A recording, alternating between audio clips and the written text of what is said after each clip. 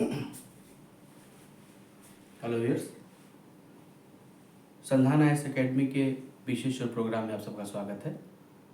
हम लोग आज यूपीएससी के एक नवीन सिलेबस, इस साल जो एक नया प्रश्न यूपीएससी के द्वारा पूछा गया है, हम आज उस पर चर्चा करेंगे। इस वर्ष 2024 में इतिहास ऑप्शनल सब्जेक्ट में जर्मनी के एकीकरण पर प्रश्न आया है।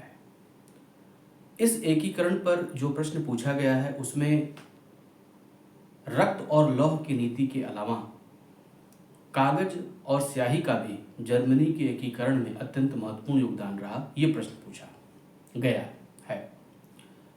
इस बार ये प्रश्न जो आया है ये कई बार रिपीटेड क्वेश्चन है, इसलिए इस पर कोई नयापन नहीं है। ये प्रश्न कई बार आ चुका है। एक नवीन प्रश्न जो है मैं वो आपके सामने लेकर आया हूँ कि इस पर हम अभ्यास करते हैं। वो प्रश्न है, फ्रैंकफर्ट की संधि यूरोप का रिसने वाला फोड़ा साबित हुई जिसने संपूर्ण यूरोप को अशांत कर दिया। ये प्रश्न भी जर्मनी के एकीकरण से संबंधित है। आखिर में इतिहासकार हेजन ने फ्रैंकफर्ट की संधि को यूरोप का रिसने वाला फोड़ा क्यों कहा, ये जानना जरूरी है। उससे संबंधित हमें पहले पृष्ठभूमि जानना कि आखिर में ये युद्ध क्या कौन सा हुआ जिसके तहत फ्रैंकफर्ट की संधि हुई और ये माजरा था क्या। आपको बता दें कि ये युद्ध जर्मनी के एकीकरण के संदर्भ में हुआ था। जर्मनी के एकीकरण के संदर्भ में वहां का चांसलर बिस्मार्क ने बड़ी कूटनीतिक तरीके से जर्मनी का एकीकरण करवाया और इसी एकीकरण के संदर्भ में 1870 में फ्रांस और प्रशा के साथ इन दोनों के मध्य जो युद्ध हुआ वो सेडान का युद्ध कहलाता है। 1870 में ये जो युद्ध हुआ, इस युद्ध के पश्चात ही फ्रैंकफर्ट की संधि हुई और ये ऐसी संधि थी जिस संधि ने फ्रांस और जर्मनी में एक बहुत गहरी खाई पैदा कर दी। आपको बता दें कि जब सेडान के युद्ध में फ्रांस की हार हुई तो 83,000 सैनिकों के साथ बंदी के रूप में नेपोलियन तृतीय को भी लाया गया। साथ ही साथ वर्साय के शीश महल में बिस्मार्क ने विलियम को एक सशक्त जर्मन राष्ट्र का शासक घोषित किया।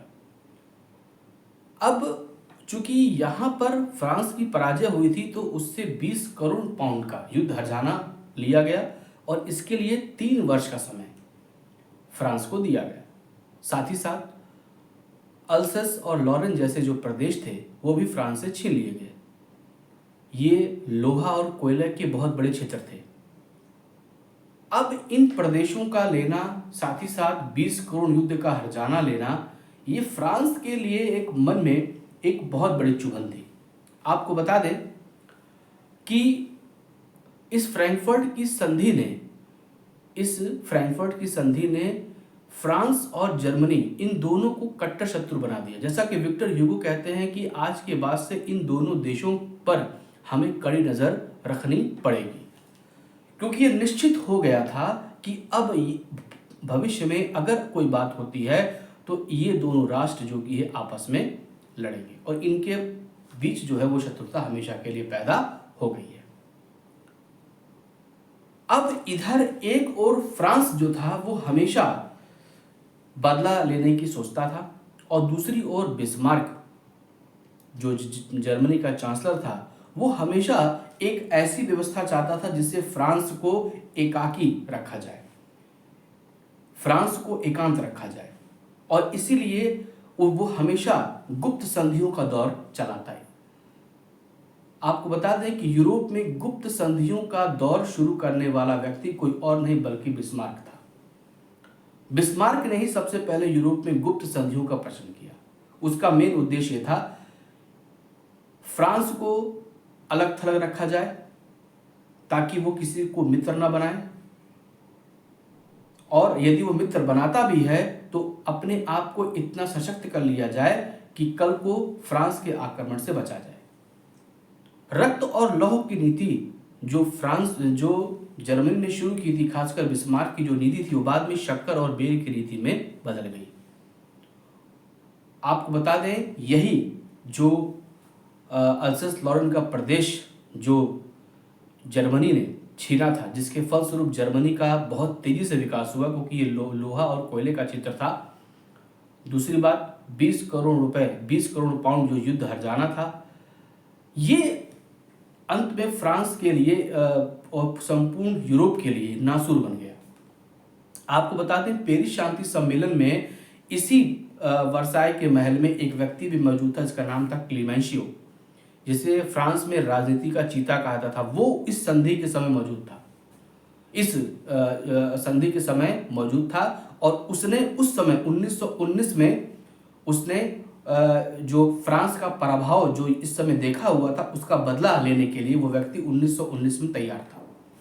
उसने पेरिस शांति सम्मेलन में जर्मनी को निस्तनाबूद करने का पूरा ठेका लिया हुआ था कि मैं किसी भी कीमत पर जर्मनी को निस्तनाबूद कर दूंगा।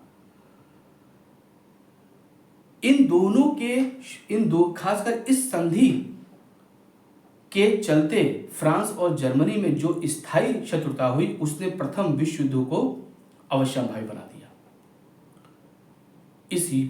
इसी संधि ने प्रथम विश्व युद्ध में फ्रांस और जर्मनी को आमने सामने लाके खड़ा कर दिया।